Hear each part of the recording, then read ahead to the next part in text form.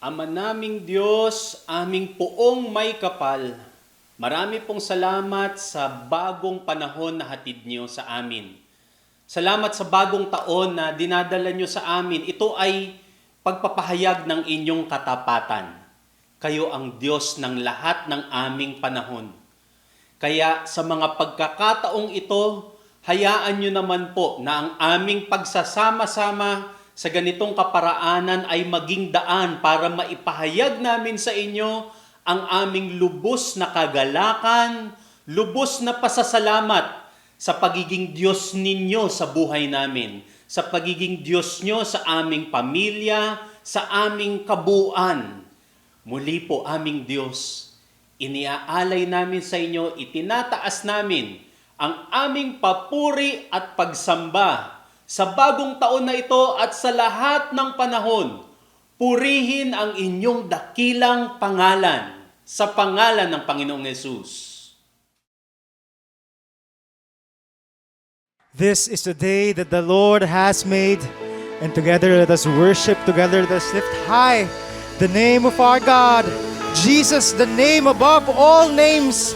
Let all creations praise His name. Purihin ang ating dakilang Panginoon.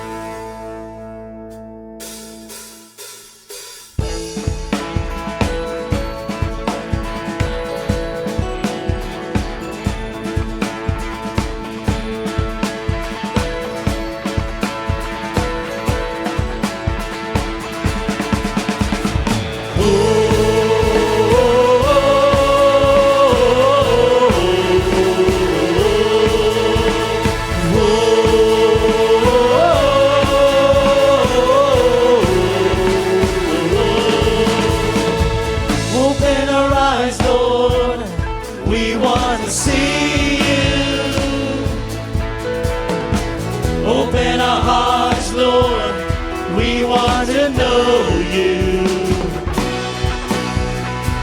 Open our ears, Lord, we need to hear you.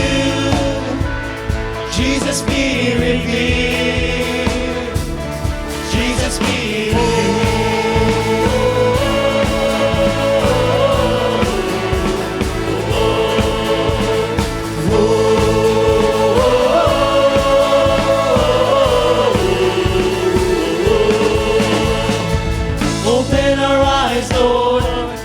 We want to see you. Open our hearts, Lord. We want to know you. Open our ears, Lord. We need to hear you. Jesus, be revealed. Jesus, be revealed. God is here, God is here, He is able. We draw near to see Jesus face to face. God is here, God is here, God is here, He is faithful. We draw near to see Jesus, oh, Jesus be revealed.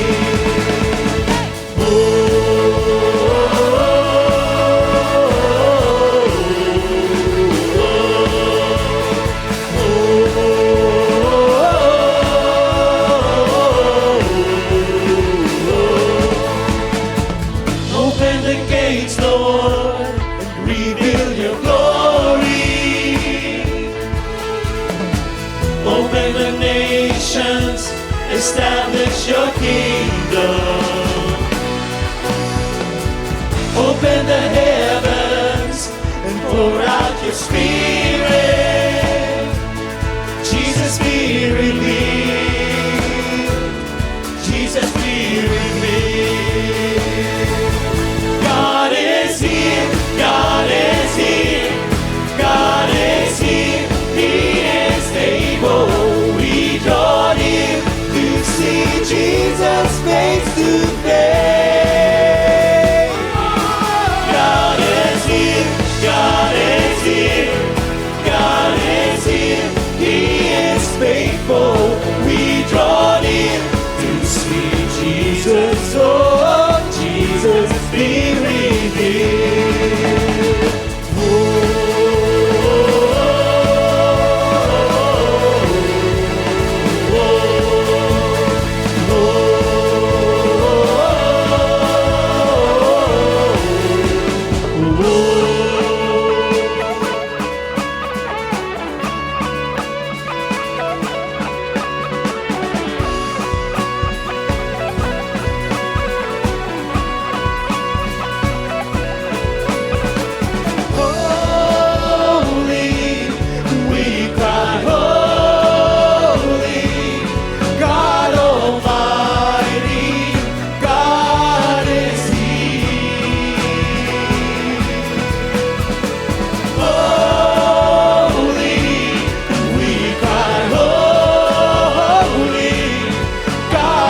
Almighty, God is here.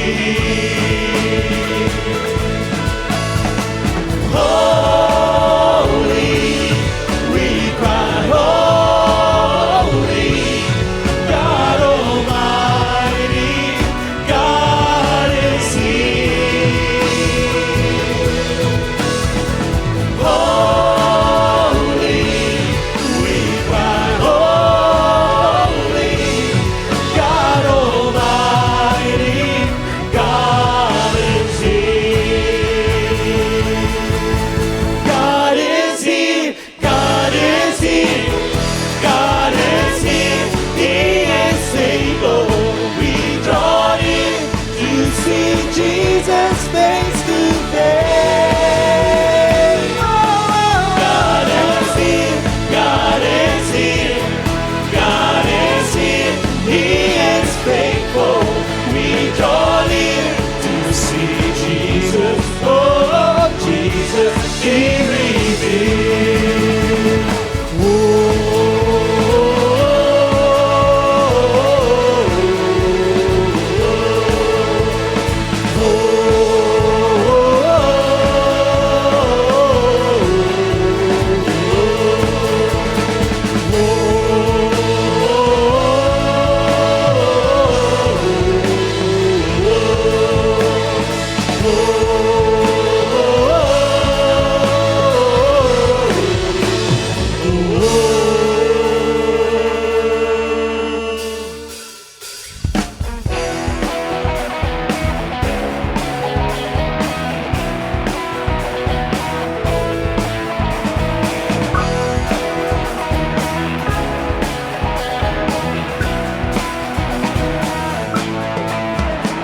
Ako ay sasamba,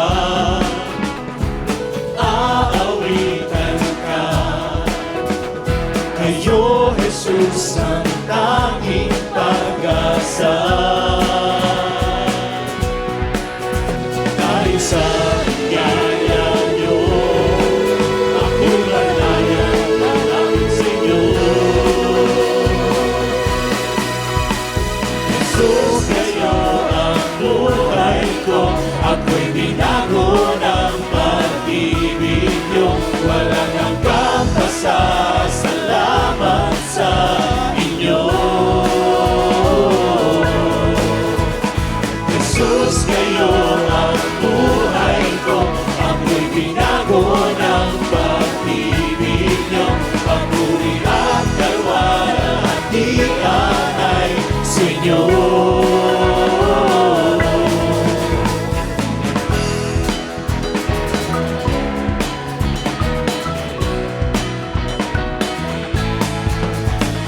O Diyos, dakila ka, kahanga-hanga kang talaga. Tunay na ligaya sa iyo nagdaraman. Dahil sa biyaya niyo, ako'y malaya malapit sa inyo. Jesus, kayo ang buhay ko, ako'y binago ng pag-ibig niyo. Walang hanggang pasasalamat sa inyo.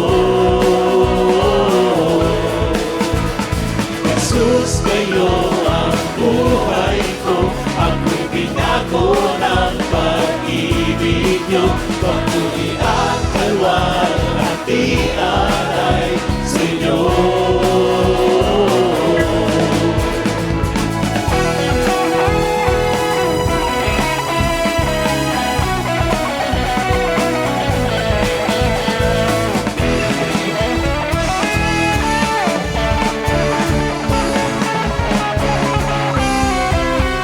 Dahil sa biyaya niyo, ako'y malaya malapit sa inyo.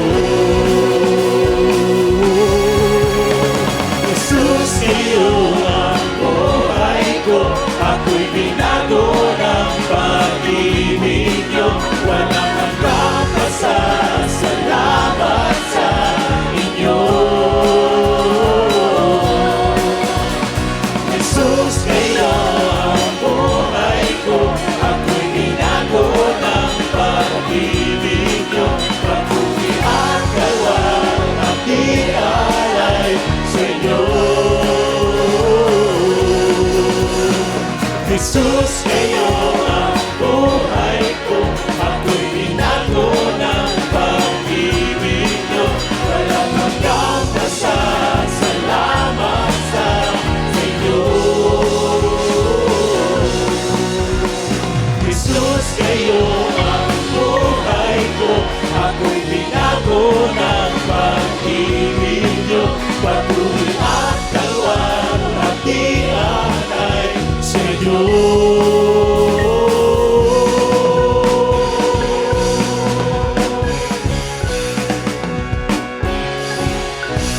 Papuri, kalulahatian, pasasalamat ay sa inyo at sa inyo lamang namin ibinibigay aming Diyos na tapat sa aming buhay. Aming Ama na tunay nga Panginoon na lagi kayong nariyan para sa amin. We thank you, Lord God, na inyong ibinigay ang inyong bugtong na anak para sa amin. You have opened the eyes of our hearts.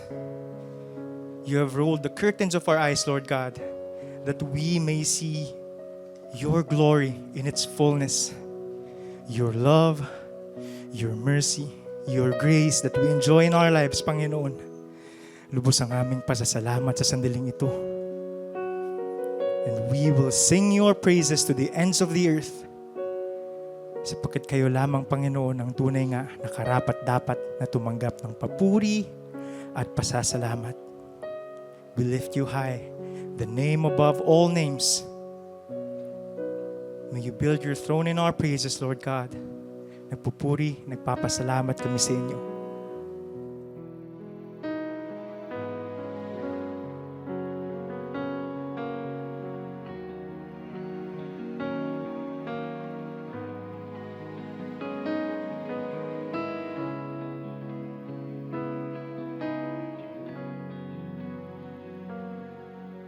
Held within the manger, the Son of God arrived, the one who would be called Emmanuel. The promise was delivered unto a virgin bride, the one who would be called Emmanuel. Your name is the highest, your name is the greatest, your name stands above them all. All thrones and dominions, all powers and positions, your name stands above them all. And the angels cry, holy, all creation cries, holy, you are lifted high, holy, holy forever.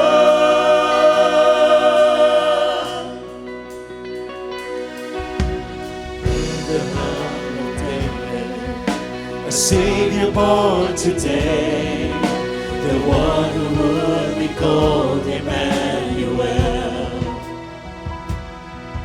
In the humble town of David, a Savior born today, the one who would be called Emmanuel. Behold the hosts of heaven, with holy roar proclaim, the one who would be called Emmanuel. The Messiah, our God, is with us now, and the angels cry, holy, all creation cries, holy, you are lifted high, holy,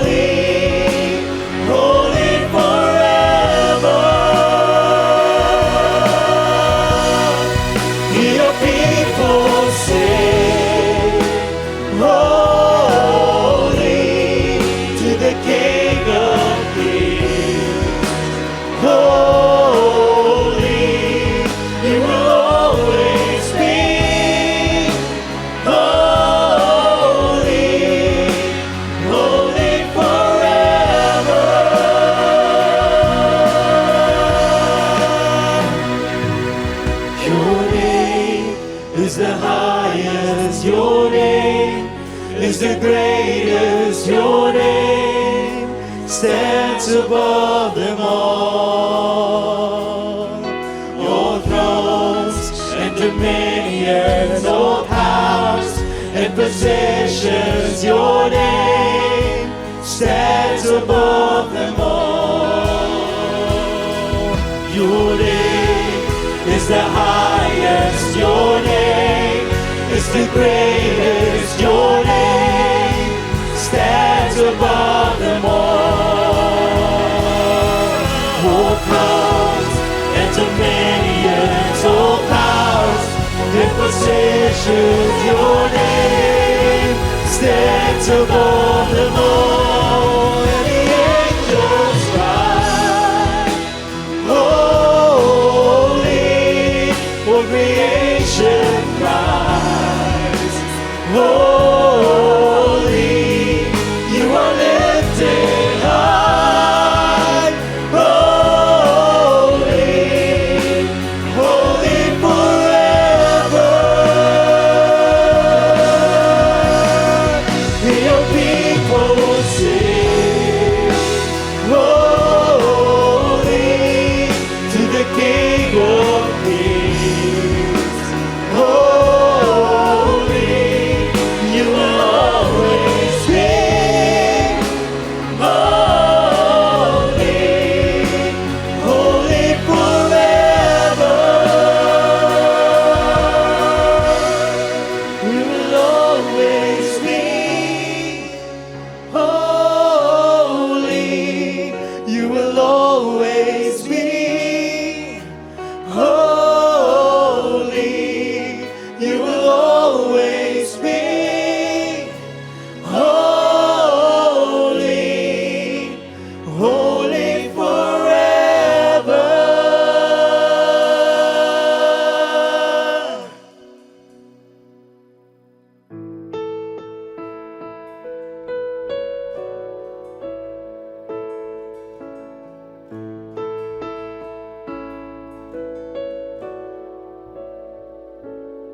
In the darkness we were waiting, without hope and without light, till from heaven you came running.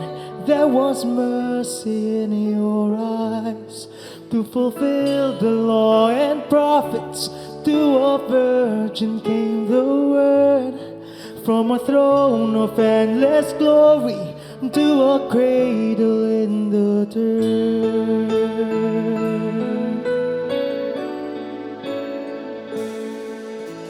Praise the Father, praise the Son, praise the Spirit, three in one. God of glory, majesty, praise forever to the King of Kings.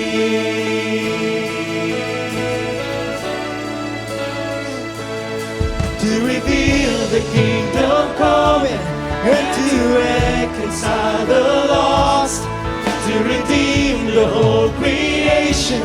You did not despise the cross, for even in your suffering you saw to the other side, knowing this was our salvation.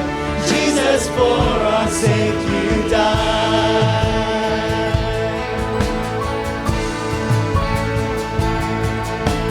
Praise the Father, praise the Son, praise the Spirit, three in one.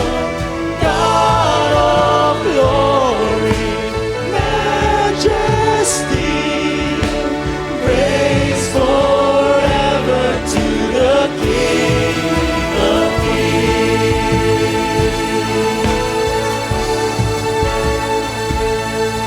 The morning that you rose, all of heaven held its breath, till that stone was moved for good, for the Lamb has conquered death. And the dead rose from their tombs, and the angels stood in awe, for the souls of all who come to the Father are restored. And the church of Christ was born, and the Spirit led the flame. Now this gospel truth of all, it shall not kill, it shall not fade. By His blood and in His name, in His freedom I am free. For the love of Jesus Christ, who has resurrected me.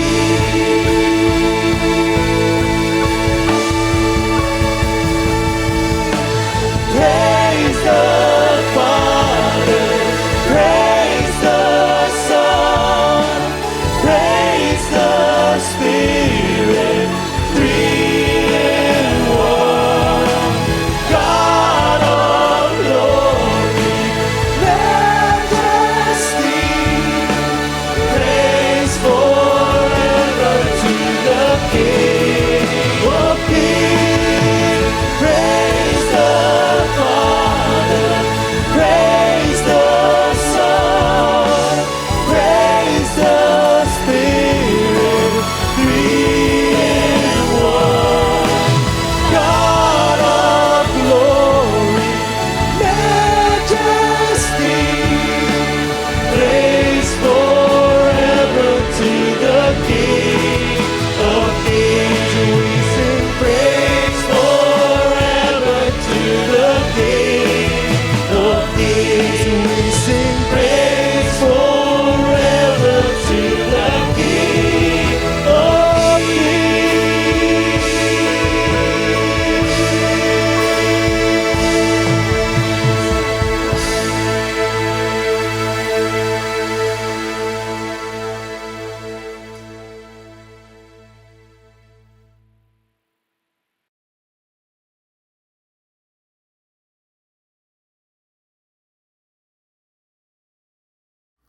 John 8:36. If the Son sets you free, you will be free indeed. At sa karanasan ng maraming kabihasnan, mga lipunan at mga individual, isang mahalagang factor to be happy is to be free. Maging malaya. Huwag maging alipin, huwag nakatali, huwag nakakulong. Panginoon, salamat po sa kalayaan, salamat sa freedom, salamat sa liberty na sa inyo lang nagmumula. Turuan nyo kaming maunawa kung ano ang halaga nito at papel nito sa pagiging masaya sa buhay. Be our teacher, our preacher, our healer. We seek you, Father, in the name of your Son, Jesus. Be free. Malaya ba tayo? O gaano kalaya? Jesus died to set people free from many, many prisons, and one of that is from the Jewish religious law, which was the context of His earthly existence. Kaya siya ipinapatay ng mga Jewish leaders because He was setting the people free from the many chains that made their lives miserable because of their intense religiosity and the many religious laws that were also the legal laws of their land.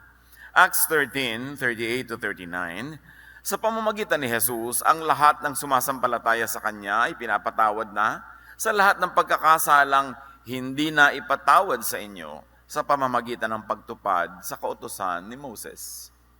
So malinaw na malinaw sinasabi, yung mga kautusan ni Moses, kahit anong ginawa niyong pagsunod, hindi na kayo napatawad, hindi na kayo nakapasa, natali lang kayo, lalo kayong lumubog. Pero si Jesus, pinalaya kayo sa lahat ng mga yan. You were set free from the punishment of the sins that were inflicted upon by the law to the people. Pero hindi lang yon, napakarami niyang kinancel, napakarami niyang ni-re-explain, reshape, recolor ng mga laws that made life a lot easier for the people.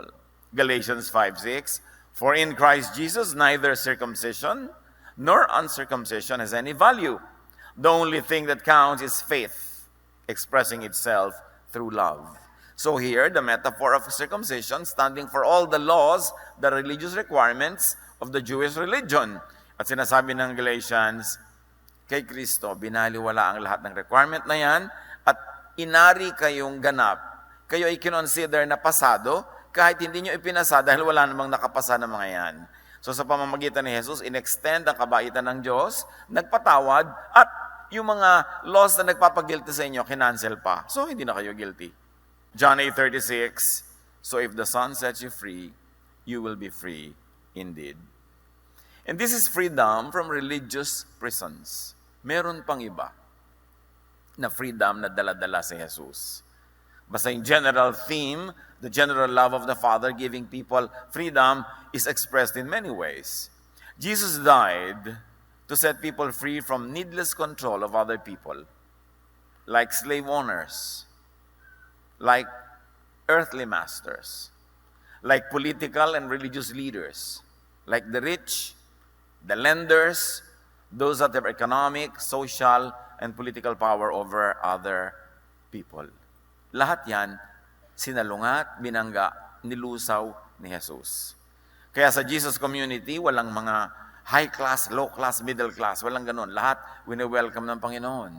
Walang babae, walang lalaki distinction.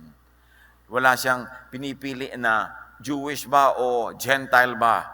Kasi pinalaya niya ang mga tao, hindi lang sa Jewish law, kundi sa lahat ng inimbento ng lipunan ng mga tao, ng mga systems that made the majority of the people slaves of the few.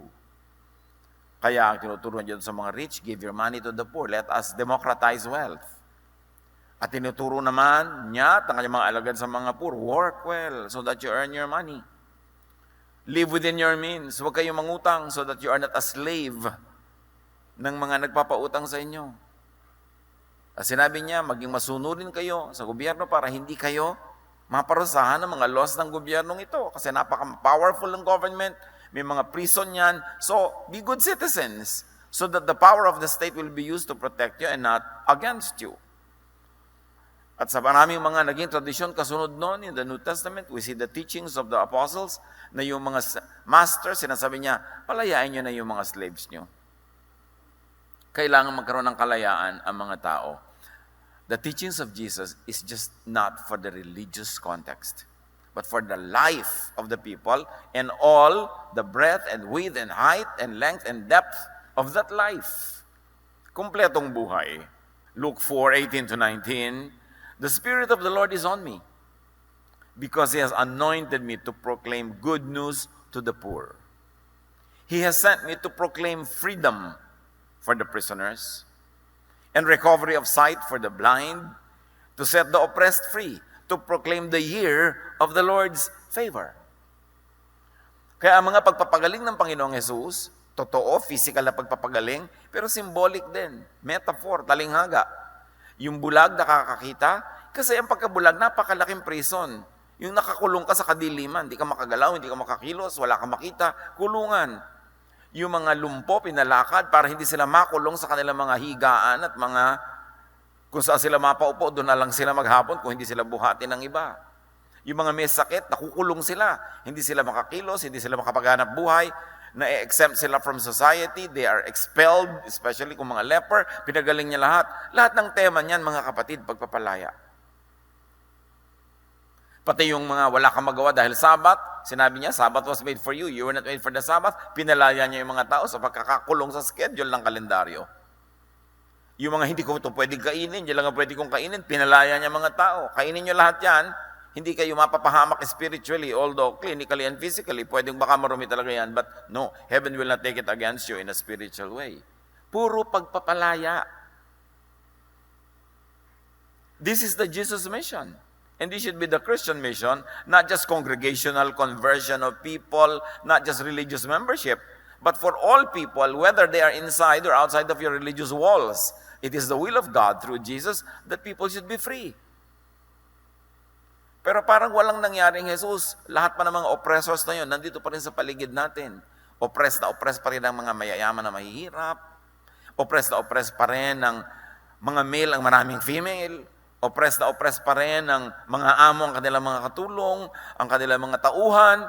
Parang walang nangyaring Jesus. At ang nakakalungkot sa loob mismo ng Christian Church, patuloy ang ganitong mga pagkukulong at pagtatali sa mga tao. Babae ka, ito lang pwede mong ministry. O ganito ka, ganon.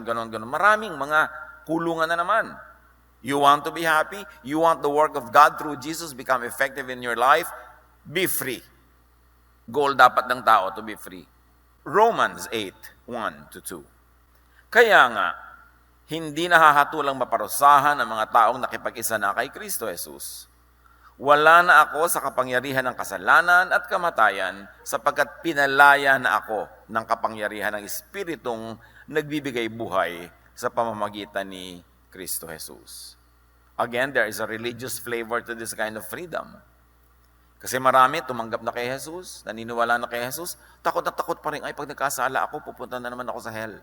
Nakakulong ka na naman sa issue of sin, sa issue of guilt.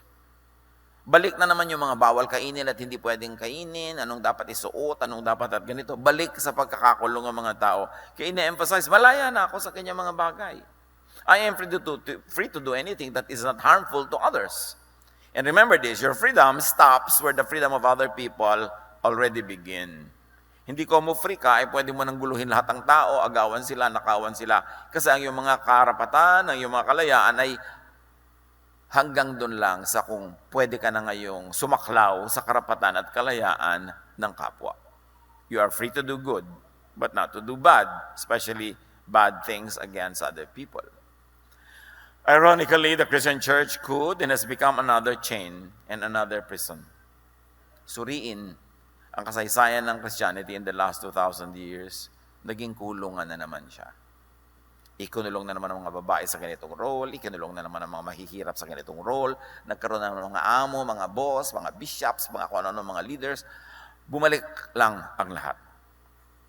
Naging mas oppressive pa kasi ginagawa na sa pangalan ng Diyos, so wala na makakontra kahit oppressive na ang relihiyon. Therefore, you want to be happy, God wants you happy, don't only be free but stay free. Minsan, madaling lumaya. Magkaroon ka lang ng isang himagsikan, isang revolusyon, lumalaya ang isang bansa. But to stay free? No, they invent their own masters again. Yung mga pakaraming mga bansa sa South America, tinatawag nilang Banana Republic kasi maraming saging doon. Pero kasi nagpalaya sila sa mga sarili nila against the former colonizers, pero they have their homegrown dictators. So, ganun din naman ang ending. Hindi rin sila naging free, sandali lang. Napaka-importante na unuunawa natin that to want to be free, to set yourself free, and to set others free is a godly project. Yan ang gusto ng Diyos para sa atin. Hindi yung turo ng relihiyon, magdusa ka na anak, magtiis ka anak, meron kang premyo sa langit. Yan ang mga pang-uto, panghikayat, panghipnotismo ng relihiyon para payagan mo na itali ka, payagan mo na hututan ka, payagan mo na alilain ka na naman, yun na nga ang nilabanan ni Jesus. Galatians 5:1, it is for freedom that Christ has set us free. Stand firm then and do not let yourselves be burdened again by a yoke of slavery. Slavery to any political, economic, religious, social, personal, cultural institutions, even personal ties. Kaya sa Luke 9:59-60, isang hiwaga ito sa maraming nag-aaral ng Bible. Jesus said to the man, "Follow me." But he replied, "Lord, first let me go bury my father." Jesus said to him, "Let the dead bury their own dead, but you go proclaim the kingdom of God." Sabi niyo ba, anong kalapastanganan nito? Bakit ililibing lang naman niya yung tatay niya, hindi pa pinayagan ni Jesus? A few days na lang yun. Hindi lang yun ang nakataya dito. Nakataya dito yung buong metaphor ng taong pagkakaalipin niya sa kanyang pamilya. And really, the family could be an oppressor. Hindi ka makapag-asa-asawa dahil ang dami-dami mo naging responsibilidad sa iyong mga pamangkin. Hindi ba prison yan? Hindi ka makagawa ng mga gusto mong gawin dahil ayaw ng mga matatanda sa inyo na itong pag-aralan mo. Kailangan ito. Napakaraming oppression sa loob ng family at napakaraming nating tradisyon na napaka-oppressive. Tulad yan, paglilibing. May ipinapagawa na sa kanya si Jesus, lumakad ka na, declare the kingdom of God, gaano katagal pa bago matapos ang libing? So, nakatali siya sa ganung tradisyon. Tayo man, nakatali sa napakaraming tradisyon. Tradisyon ng pamamasko. Kahit wala ka ng pera, magungutang ka para may pamasko. Hindi ba nakakakadena yung tradisyon na yan? Nakakatanggal ng ating mga kalayaan?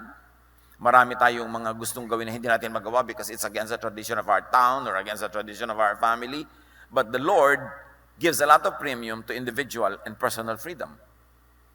At kitang-kita dito sa sinabi niya, hayaan mo na yung mga dead ang mag-bury ng kanilang dead. Ikaw alive, you're spiritually alive, go and preach the kingdom. Dahil maraming nakataya na kaluluwa na kailangan maligtas na sila. Pero huwag mong hayaan ang ganyan mga sentimiento, ang ganyan mga drama, ang makapigil sa iyong spiritual development. Marami tayo mga isinasaalang-alang, kaya buong buhay para tayong alipin ng iba. Ano kaya, hindi ko ito maisuot, mapapagalitan ako ni ganun. Hindi ko yun magawa kasi ganun. Hindi ko maibig ang gusto kong ibigin kasi may kontra akong tiya.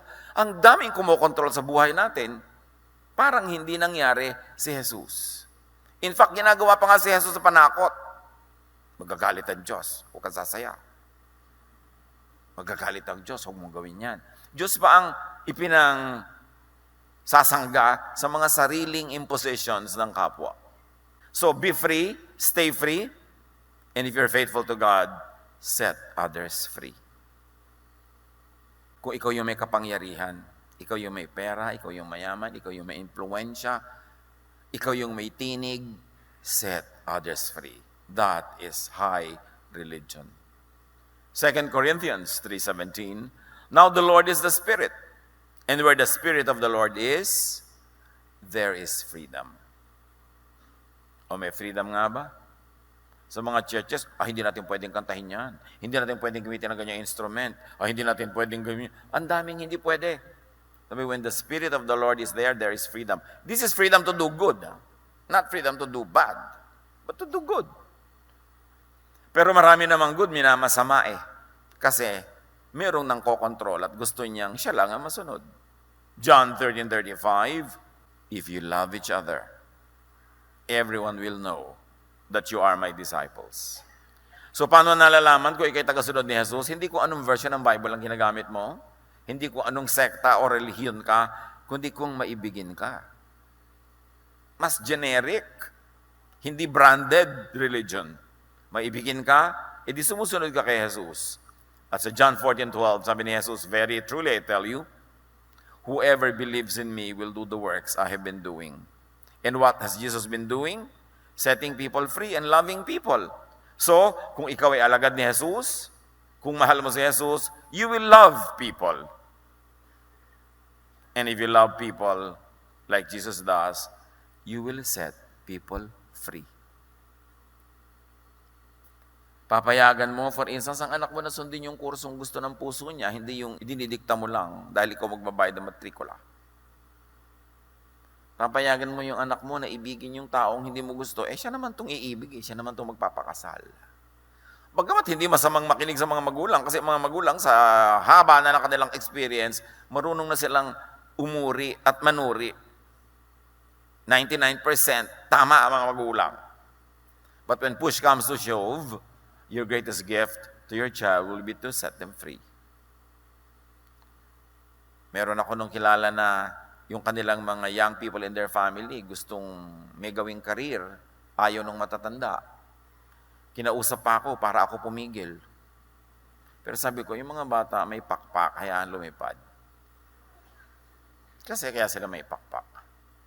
Kung pwede lang nga sana, tanggalin natin yung pakpak na yun, ipamulsa na lang natin sila, hindi ba? Yung lagi na lang natin sila kasama.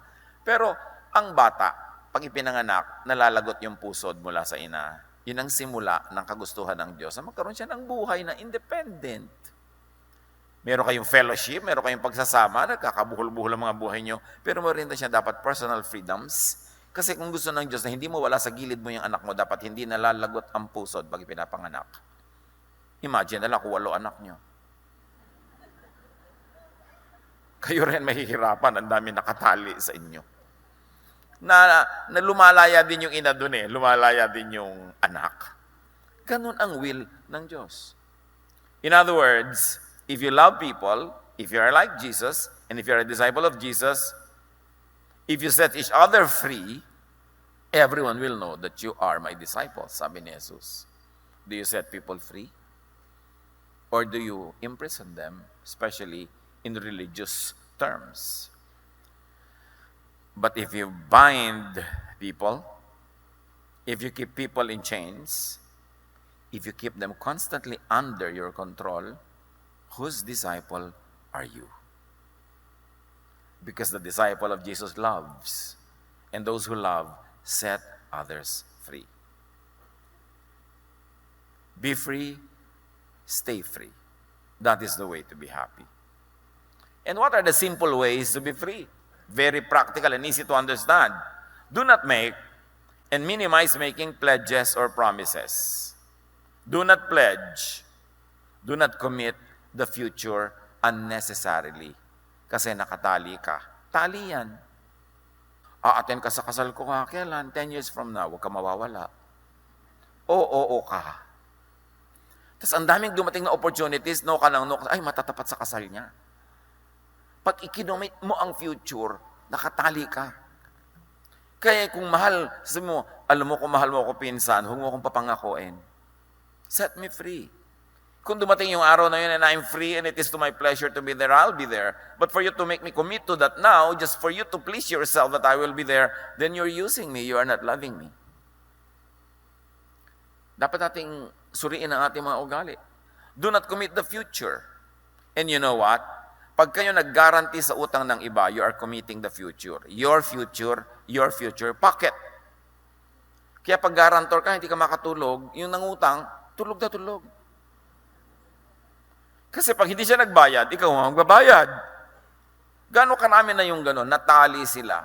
I know many people, mga sarili nilang lupa ibinenta, pambayad sa utang, ng ginarantihan nila. Proverbs 6, 1-5. My son, if you have put up security for your neighbor, ibig sabihin naging guarantor ka, if you had shaken hands in pledge for a stranger, naging guarantor ka ng iba, you have been trapped by what you said, ensnared by the words of your mouth. Do this, my son, to free yourself. Since you have fallen into your neighbor's hands, go to the point of exhaustion and give your neighbor no rest. Allow no sleep to your eyes, no slumber to your eyelids. Free yourself like a gazelle from the hand of a hunter, like a bird from the snare of a fowler. In other words, kung nag-guarantor ka, siyempre nag-aalala ka ngayon, bawiin mo agad. Gumawa ka ng paraan. Huwag kang magpahinga hanggang hindi mo nababawi yung guarantee mo. Who are you to guarantee the future for someone else? Magiging problema mo yan. Pero sabi mo, pero mahal ko po siya, kaibigan ko siya, gusto ko mag-guarantee. Okay, go!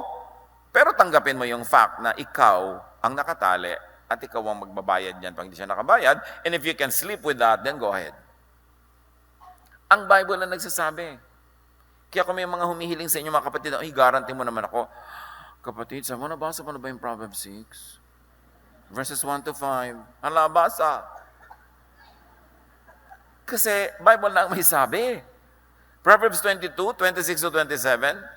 Do not be the one who shakes hands in pledge or puts up security for debts. If you lack the means to pay, your very bed will be snatched from under you. Clear yun. That's one way to be free. Huwag kayong mag-guarantee ng utang na may utang. Pero kung gusto nyo talagang mag-guarantee, tanggapin nyo from day one that there's a 99% possibility na kayo magbabayad. And if you can sleep with that, then go ahead. Pero kung hindi, huwag na lang. To be free, do not join organizations that make you pledge allegiance or a conditional submission. Nakita niyo napakarami mga fraternity, napapahamak yung ibang member kasi nagpe-pledge sila ng allegiance kahit anong pinagagagawa nila, kabulastugan, lahat sasali. Yung mga kung ano-ano mga societies, may mga sumpa-sumpa pa sa dilim, may mga kandi-kandila at bungo-bungo, liban nilang katipunan. Kasi mapapahamak kayo. 1 Corinthians 6:12, I will not be mastered by anything. Magiging amo ko ba yan? Huwag na lang. Sasali ako dyan? Huwag na lang. Kasi magiging amo ko kayo, dadami amo ko. Do not swear. Promise. Say simply yes or no. Para huwag nyo masyado ibaon ang inyong sarili. James 5:12, above all, do not swear. All you need to say is a simple yes or no. Mas madali-daling bawiin yun kasi may kasama pang sumpa. Matthew 5:34, but I tell you, when you make a promise, don't try to make it stronger with a vow. So, importante yan. Paano po yung marriage vows? Yun nga. Kaya ka nagbabow dyan, you invest everything. So, hindi mo kayang panindigan, di huwag ka na lang mag-vow. Hindi huwag ka mag-asawa. Kasi sa pag-aasawa, you know why you have to make the vow? Because the person who enters this kind of contract and covenant invests everything. Kaya dapat pareho kayong matapat. Kasi invest siya ng invest, tapos ikaw hindi ka matapat, lugi siya. Kaya napaka-importante ng vow na yon. Now, do not be quick to make a pledge or a promise. Lalo sa bata, mangangako kayo. O sige, sa birthday mo, lalabas tayo para kumain. Alam nyo, kahit lumindol ng magnitude 10, birthday niya, kaya lumabas kayo. Kasi hindi niya kayo titigilan. Kasi nangako kayo. So, kailangan may mga, anak, pagka ganito, pagka ganun, gagawin natin. Kasi napakahirap din to pa rin yung mga pangako. At saka pagka merong naghihingalo, alam nyo, papangakuin kayo na alagaan lahat ng pamangkin nyo, mga kapatid. Hayaan nyo na muna mag-pass bago kayo dumating. Nagawa ko na yan. Alam ko, papapangakuin ako nito, pero alam ko talagang malapit na. Yung talagang ilang seconds na lang na nalagot na hininga doon ako dumating. Bakit ako pupunta doon, tapos mangangako ako? Mahirap yata yun. No? So do not make a pledge or a promise. Ecclesiastes 5:5, it is better not to make a vow than to make one and not fulfill it. Huwag pangako ng pangako. Yung iba, just to get out of a tight place, mangangako kayo, pero ang laki ng tightness na ikinomit ninyo, mas mahirap pa. So kung talaga magnono kayo, magno na kayo ngayon. Hindi pinipilit ka na isang tao mag-yes, para matigil na lang siya, mag-yes ka, pero alam mo, magiging no yun. Ang daming araw, linggo, buwan, napaplanuhin mo kung paano ka lalabas doon sa sinabi mong yes na yon. So ngayon na, magno ka na. Magtatampo po. Di ngayon na, kaysa pag hindi ka sumipot later, magtatampo rin yan, agahan mo na. Malaya ka pa. Huwag ka masyadong takot na takot sa opinion ng iba, baka magtampo, baka magalit. Kung magtatampo ka dahil humihinga ako, di magtampo ka. Alaga namang hindi ako huminga dahil magtatampo ka. I'm free. The Lord says me free. Hindi mo kailangan yung buhay ko gawing props para sa kaligayahan mo. Ngayon, kung yung kaligayahan mo rin, then we can walk together. But the Bible says, do two people walk together when they do not agree? The answer is no. They don't walk together when they don't agree. That's how you stay free. Don't be afraid to walk alone. Don't be afraid to be alone at times. Kesa may kasama ka nga, muchacha ka naman niya. Mabuti pa, wala ka nalang kasama. 1 Timothy 5:11-13. As for younger widows, do not put them on the list of beneficiaries that had responsibilities at that time. For their sensual desires overcome their dedication to Christ, they want to marry. Thus, they bring judgment on themselves because they have broken their first pledge. So apparently, nung first century church, yung mga widow, lalo young widows, inililista nila as young widows, nagiging member sila ng very exclusive group, sinusuportahan sila ng church, pinapakain sila, pero may mga kapalit yun, mga responsibility. Pero sabi nitong si Pablo, yung mga batang-bata pa mga byuda, huwag nyo nang isali dyan, kasi siyempre kakarengkeng pa yan, mag-aasawa pa yan. So, ang gagawin ninyo, itinali nyo sila sa responsibility, tapos tatalikuran lang nila yon, tapos magagalit tayo sa kanila, huwag na lang, huwag nyo na silang isali para free sila. Huwag nyo silang ipasubo. Huwag nyo silang ilagay sa conflict at kahihiyan later. Di ba? Magpe-pledge ka kung ano-ano mga pledge dahil sa relihiyon, tapos hindi mo naman matutupad, ititiwalag ka rin, magagalit sila sa'yo, mapapahiya ka, huwag ka na lang mag-pledge. Sabihin mo na lang, let's see. Kesa sabihin mong yes. One of the best ways to stay free is to never say yes at once. Lalo may power ka, may humihiling, sabihin mo, I shall see. Ganyan daw si King Louis XIV of France. Ang dami-dami niyang friends na humihingi ng favor. Wala siya sinasagot ng yes agad. Sinasabi niya, I shall see. Para mapag-isip-isipan pa niya. At sabi ng isa daw, I thought you were my friend. At sabi ng hari, the king has no friend. Hindi ibig sabihin na mayabang yung king. Ibig sabihin, I am responsible to all. I cannot be friendly to anybody at the expense of the whole citizenry of the kingdom. Sabi niya, a person of responsibility cannot have many friends because he or she will prostitute the position for the sake of the friend. So pag tumanggap ka rin ng responsibility, tanggapin mo yan na you will not keep many friends because you become friend of the whole nation or the whole company or the whole group. May pananagutan ng power.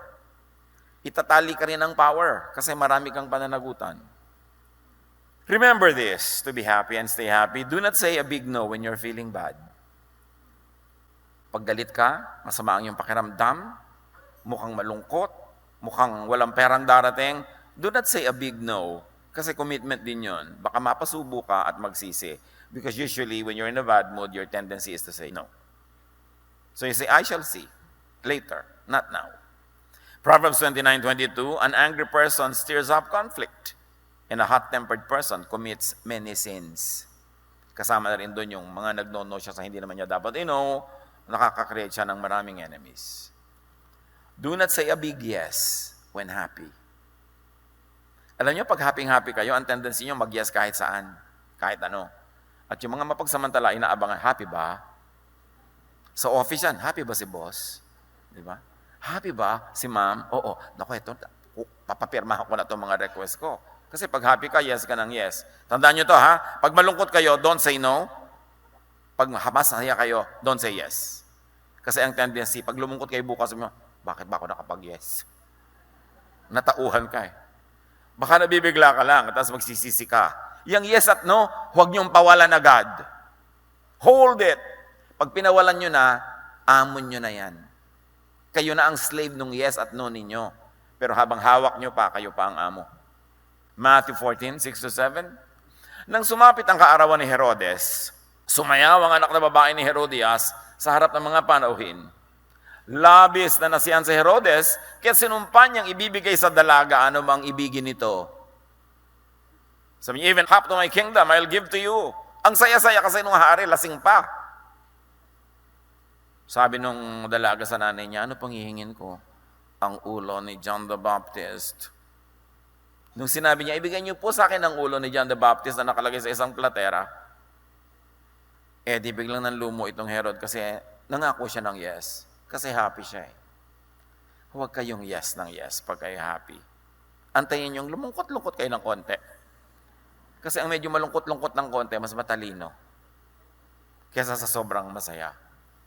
Do not commit when tired or sleepy or hungry. May mga diplomats, not Filipinos, ang kanyang paraan dahil makapangyarihan ng kanilang bansa, pag meron siyang gustong kunin sa ibang bansa, mapakuha niya ng yes, mabraso yung mga leader doon, dadalawin niya personally, pero ang dating niya sa bansa na yun, mga 2:00, 3:00 ng umaga, nung bansa na pinuntahan niya, na tamang-tama sa bansang pinanggalingan niya, oras lang talagang gising niya. Pero yung dadat na niyang bansa, mga nagtutok-atok, antok-antok, pagod na pagod. So para matapos na lang yung meeting na yun, yes na lang sila ng yes, nakukuha ng diplomat na ito ang lahat ng gusto niya. Kasi yung kinakausap niya, inaantok. O pagod. Kaya kung kayo antukin after lunch, huwag kayong pipirma ng anumang papel. Huwag kayong makikipag-meeting. Kahit ako, kinukuha nila ng speaker, after lunch, inaantok ako, anak, sa oras na yan. Nilagay mo ko sa ibang oras. Baka kung anong pagsasabihin ko dyan, matapos na lang. So, gagalang nyo yung inyong biorhythm. Kasi, may mga tendency na kayo mag-yes o mag-no. Depende kung ano ang chemical composition ng inyong katawan. Genesis 25:29-34. Minsan, si Jacob ay nagluluto ng sinabawang pulang patani or lentils. Siya naman pagdating ni Esau mula sa pangangaso, sinabi niya, gutom na ako. Bigyan mo naman ako niyang mapulang niluluto mo. Sumagot si Jacob, ibigay mo muna sa akin ang iyong karapatang bilang panganay. Yung karapatan ng panganay, kanya lahat yung napakaraming privilege. Gutom na gutom dumating si kuya. Si Bunso nagluluto ng napakabangong lentil na sinadya niya to talaga, I'm sure. Pagdating ng kuya niya, sabi, gutom na gutom ako, pakanin mo naman ako. Ibigay mo muna sa akin ang karapatan mo bilang panganay. Ibig sabihin, ako nang superior sa iyo, ang mana mo, mana ko na. Payag na ako, sabi ni Esau.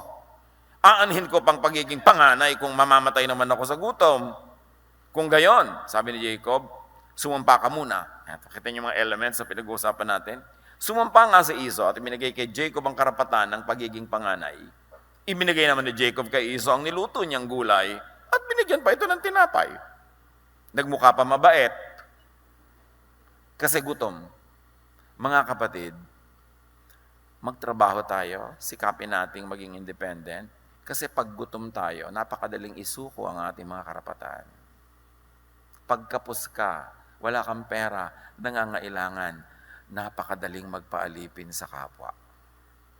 Kaya yung pagiging economically active and productive and fruitful, part of freedom yan. Part yan of Christian ethics.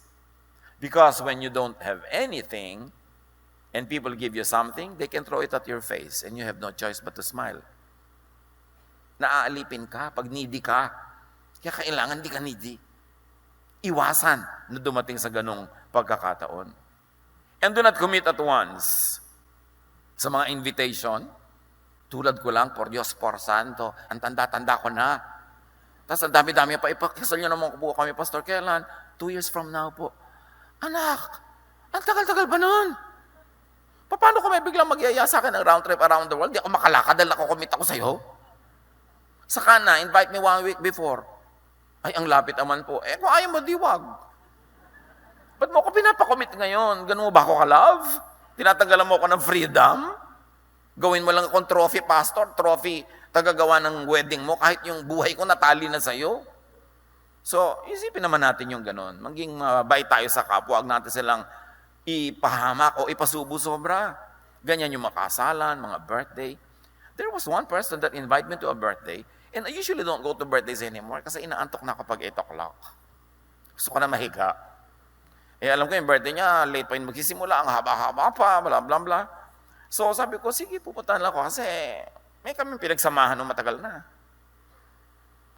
Sabi niya, huwag ka mawawala. That was the most unkind thing I heard.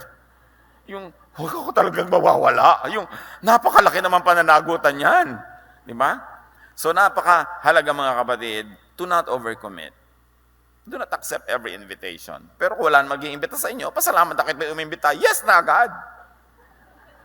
Pero kung pagod na kayo and you have earned it, huwag kayo lagi mag-commit. Mga events. Ang dami mga event. Birthday, minsan ko lang pong birthday yan. Oo nga, iha, minsan mo lang birthday, pero merong 5,000 tao sa church. Minsan din sila nagbe-birthday a year. Kung lahat yan pupuntahan mo, di naubos na yung buong buhay ko, ka-attend ng ganyan. So, mahal mo ko, ganito dapat ang invitation. We love you, we like to invite you, and we will be glad if you could come. But if you could not, that's fine. And even if you commit to come, you may be late. Or na tinamad ka, di wag kang pumunta. That's how much we love you. Ganun dapat ang invitation. I'll accept all those kind of invitations. Pero yung huwag na huwag kayo mawawala. Naman. Diba? Ecclesiastes 5:6, do not let your mouth lead you into sin. And do not protest to the temple messenger, my vow was a mistake. So you see, yung mga spiritually high, huwag din kayong laging pledge ng pledge. Kaya ako hindi nagpapa-pledge sa church. Yung pledge, ito gastos, ito yung pledge kayo. Pero siyempre, magme-message ka muna nung makabagbag damdamin, yung nakakagilting tanggihan, tapos ipapas mo yung mga pledge cards. Diba? Emotional blackmail yan. Spiritual blackmail. Kaya, sabi ni Ecclesiastes, kaka-pledge mo pa lang kanina, natauhan ka sa mo, may vow was a mistake, binabawi mo doon sa program director yung pledge mo. Kaya sabi niya, huwag kang pledge ng pledge. Judges 11, ito ang isang pledge na gusto kong tandaan niyo mga kapatid. Sumumpa si Jephthah kay Yahweh ng ganito, kapag pinagtagumpay ninyo ako laban sa mga Amonita, susunugin ko bilang handog sa inyo ang unang lalabas sa aking bahay at sasalubong sa akin pag-uwi ko. Ugali ng maraming hayop, pag dumadating yung kanilang amo, nagtatakbuhan sa pag-greet. At sabi ni Jephthah, Lord, papanalunin niyo lang sa giyerang ito. Ang mauna sa takbuhan na ito na sumalubong sa akin, susunugin ko bilang handog. Gusto niyo ba yung ganong pledge? Nang magbalik si Jephthah sa Mizpah, sa kanyang bahay, sinalubong siya ng kanyang anak na babae na sumasayaw sa saliw ng tamburin. Siya ang kaisang-isang anak ni Jephthah. Nang makita siya ni Jephthah, pinunit niya ang kanyang damit at buong paghihinagpis na sinabi, anak ko, kay bigat na bagay nitong ginawa mo sa akin ngayon. Ang panata ko kay Yahweh ay hindi ko na mababawi pa. Dapat sinabi ng anak, bakit ako nagbigay? Kayong gumawa ng vow. Why don't you burn? Ba't ako? Eh kasi nag-pledge ako. Sabi niya ganun. Ang tanong ito mga kapatid, bakit namanata? Huwag kayong panata ng panata. Yung namamanata, maglalakad ako ng 10 kilometro tuwing Biyernes Santo. Kahit bumabagyo, kumikidlat, maglalakad kayo. Di ba? Kung di bumabagyo, kumikidlat, yun naman sabihin kay Lord na, joke. Bakit hindi binawi ang panata? Di ba? At bakit kinonsinti ng temple, ng religion, ang mga panatang yan? Kasi beneficial yan to religion. Namanata ka, so obligado ka ngayon magbigay, maglingkod, magganito, magganon. Pero ang nakakalimutan nating lahat, nakalimutan ni Jephthah, mabuti at mabait ang Diyos. In fact, ayaw ka nga niyang mamanata eh. So kung ayaw ng Diyos na ikaw vow ng vow, pledge ng pledge, at nagkamali ka nag-pledge, magagalit kaya siya kung binawi niya, Lord, di po ba sabi niyo, gusto niyo free ako? O yan na end, sisimula mo. Pwede po bang bawian na lang? Hindi kaya pwedeng sabihin ni Jephthah yun sa Diyos? Ano pagkakakilalan sa Diyos? Ganong kalupit? Samantalang sabi sa Isaiah 1:18, come now, let us settle the matter. Sabi ng ibang versions, let us reason together. Though your sins are like scarlet, they shall be white as snow. Though they are red as crimson, they shall be like wool.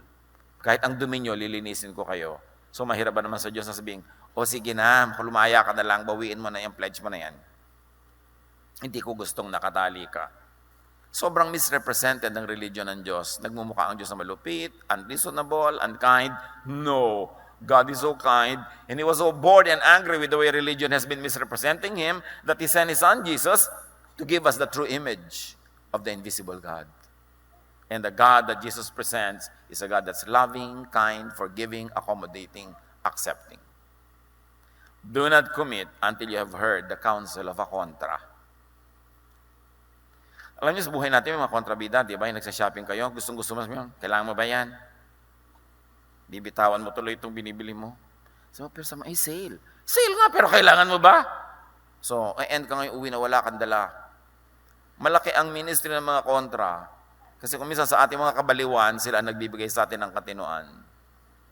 Huwag kayong gagawa ng malaking desisyon na hindi kayo nakakakonsulta sa mga kontrabida. So text mo na, huy, kontra, halika nga, magkape tayo. Pakinig ng mga ideya mo na nakakasira ng loob. Di ba? Kaya ang kasama nyo lagi, sulsol. Pero pag gusto nyo talagang bibili nyo, ang isama nyo ay sulsol para matuloy. Pero kung nalilito kayo, alam nyo mahalagang desisyon to, listen to the contrast. Proverbs 15:22, plans fail for lack of counsel, but with many advisors, they succeed. Which ibig sabihin din, pag hihingin mo pa yung counsel ng iba, you take time. Nasunod din yung gusto natin na huwag ka mag-decide agad. Kasi naiiba ka pag dumadaan ng minuto, oras, araw. So, hayaan mo muna mag-settle down. Yung tunay mong damdamin, huwag ka magpadala sa bugso, sa silakbo ng damdamin. Kaya ang sabi ng matatanda, nung araw na naglalakad pang nakayapak ang mga tao at nakakatapak ng mga tinik, ang naglalakad ng marahan, kung matinik ay mababaw.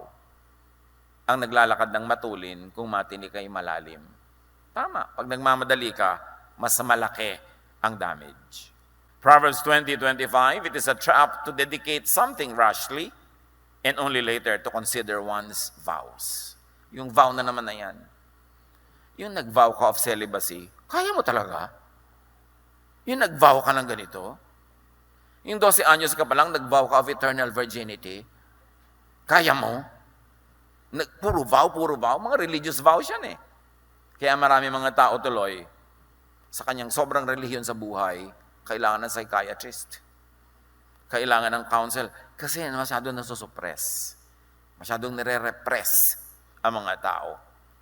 So, importante, don't be in a hurry before you make a vow, before you make a decision, before you commit. Pag meron kayong commitment, lagi may escape clause. Yung if ganito ang nangyari, hindi na matutuloy yung commitment. Laging may escape clause. Every good general has a good escape route. Hindi pwedeng wala kang retreat route kung magaling kang general. Makukupot ka, makukorner ka, wala kang aatrasan. Ephesians 5:17, don't act thoughtlessly, but understand what the Lord wants you to do. mag-isip. Take your time. Pag galit na galit ka, huwag ka rin magbibigay ng desisyon. Take your time. Pag kalmado ka, hindi ka extremely happy or sad, hindi ka extremely alone or with so many people, nasa gitna ka lang, wala ka sa extreme, that's when you are wisest. Sabi ni Solomon, a person who fears God will avoid all extremes. So when you are in an extreme condition, do not commit yourself. Be free as much as possible. Stay free. Set others free. Let others be free. This is how you will have a happy life. This is God's will for you. Panginoon, salamat po na napakabait nyo, na ayaw nyo kami matali. Turuan nyo kami na makita ang mga tali, lalo yung mga invisible, na pumipigil pala para kami sumaya, lumaya, at maging mabunga. And teach us also to review our own selfishnesses, na nagtatali kami ng iba for our own convenience. Lord, teach us to be like your Son, Jesus. Pagbulay-bulayan sumandali, ang napakahalagang mensahe ng Diyos tungkol sa kalayaan na ito.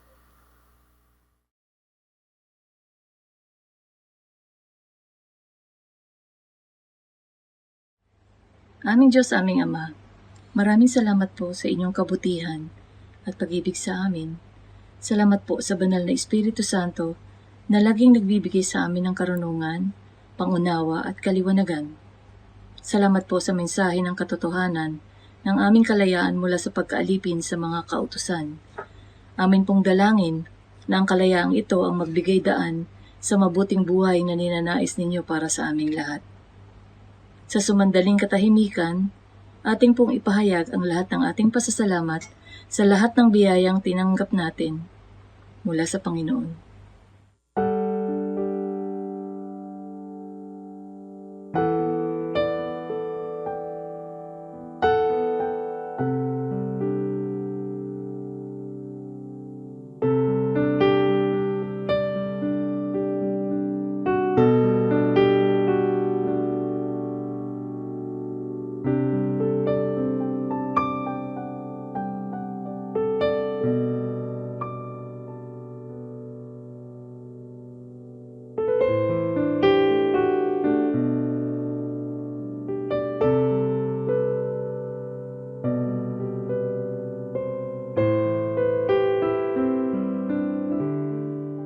Sa paghahandog po namin, Ama, kalakip po nito ang buong pusong pasasalamat at hangarin na magamit ang lahat ng ito sa pagpapalawak ng inyong kaharian dito sa lupa.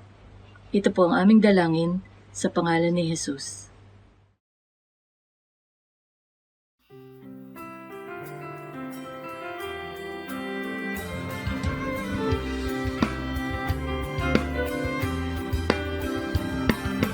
Aking mga kamay, naghahan ng tanging alay, mula sa puso ko'y tigil, sa salamat na hatid. Upang salita niyo ay palaganapin, mapalawak ang mga langit na gawain. Tinig na umaawit, pagpapuri ang inihahatid, sa salamat na sinasambit, ang kalagay walang patid. Upang sayang ibinabalik, pagkabiyayang galing sa langit, tunay at mayaman ang inyong pag-ibig. Ang aming alay, O Diyos, ay tanggapin. Handog na pinakamainam ang aming nagalhin. Lahat ng ito'y sa inyo dinamdalin. Nanalaan tungo sa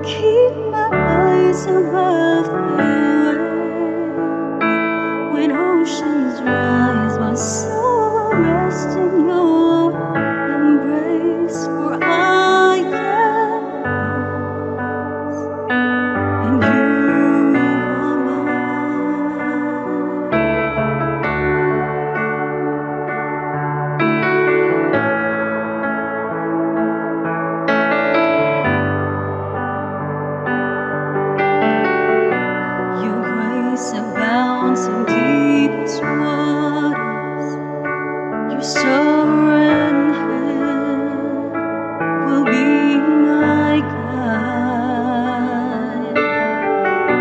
When feet may fail and fear surrounds me, you've never failed and you won't start now. So I will call upon your name and keep my eyes above the waves. When oceans rise, my soul will rest in your embrace. For I am yours, and you are mine. Oh,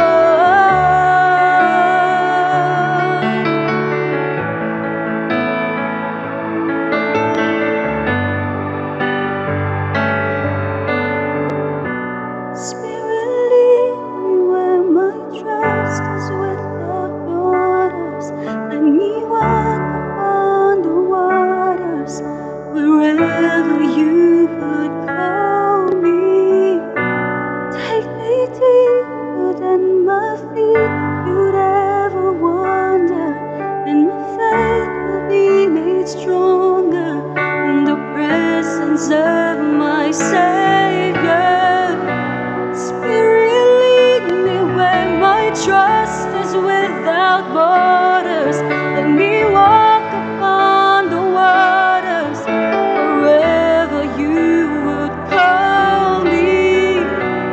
Take me deeper than my feet could ever wander, and my faith will be made stronger in the presence of my Savior. And I will call upon your name and keep my eyes above the waves. My soul will rest in your embrace. I am yours, and you are mine.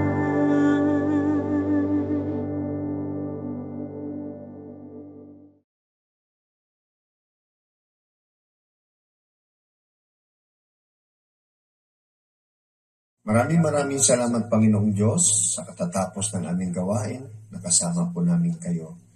Salamat sa aming Pastor Ed na ginamit mo upang ang salita mo ay pumasok sa aming mga puso't isipan at maging gabay ng aming buhay. Sa pagsalubong namin sa bagong taon, pangunahan po ninyo kami Panginoon sapagkat kung wala kayo, wala po kami magagawa. Salamat sa pagtulong at pag-iingat at pagpapala sa amin. Mga kapatid, tanggapin ninyo nawa ang pagpapala ng Diyos Ama na siyang lumikha ng lahat ng bagay na tinatamasa natin lahat. At ang Diyos Anak na si Jesucristo na siyang nag-alay ng kanyang buhay at sa patnubay ng Santong Espiritu. Ang lahat ng ito ay sinasamo namin sa matamis at makapangyarihang Diyos na si Jesucristo na aming Panginoon.